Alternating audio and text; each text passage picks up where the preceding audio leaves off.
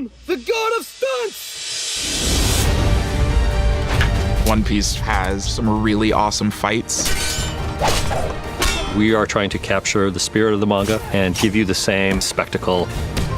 Our actors really rose to the challenge. No one came from a point of, I think this is too difficult, because they want it to be as authentic as possible to their individual characters. These are my friends. You don't get to mess with them. Luffy, being this happy-go-lucky character, using his stretchy ability to protect himself or his friends, kind of opens up a world where the whole thing's your playpen. So we designed moves so we could put the fun element into it. Him moving around a lot and stretching and curving his body. Oh my gosh, I had to do a lot of stunt training. Being a rubber man has a lot of cool things. I learned how to use wires. He took to it like a duck to water, and now this kid can fly. I never experienced anything like that.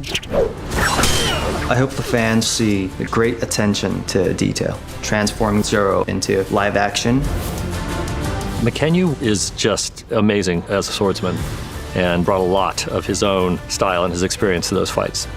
He has the 3-sword style, 2 swords in his hand, 1 in his mouth. So that's where it goes. I want to do my best to show what Zoro and I can do. Nami is a pro at the bow staff. That's something that you see in the manga, and we wanted to bring more into the live action series. And God, the fight sequences are so fun to do. So I'm kind of like, throw them all in, I'll do them all. She looks fantastic. I mean, the stunt double was very impressed, as was I. I actually grew up doing karate, so it's a really fun thing to be able to do again. For Usopp, we had a marksmanship training. You know, I had to learn how to use a slingshot. But even more so, Usopp spends a lot of the season overcoming his fears.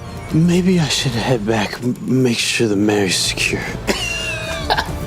Jacob is very funny. He brings an energy like no one else can. He's like a scaredy cat, but he's also not, because when it comes to his friends, he's like, okay, I guess I'll fight. Playing Sanji, my only weapon is my feet. He doesn't use his hands because he has to use that for cooking, so he exclusively uses his feet. He definitely has to like kick people in the head. And so we were training pretty much 8 to 10 hours a day. And now my leg can go fully above my head and axe kick down. We did a mixture of kicking styles with Sanji because, surprisingly enough, fighting with just your feet is a tough one to keep interesting.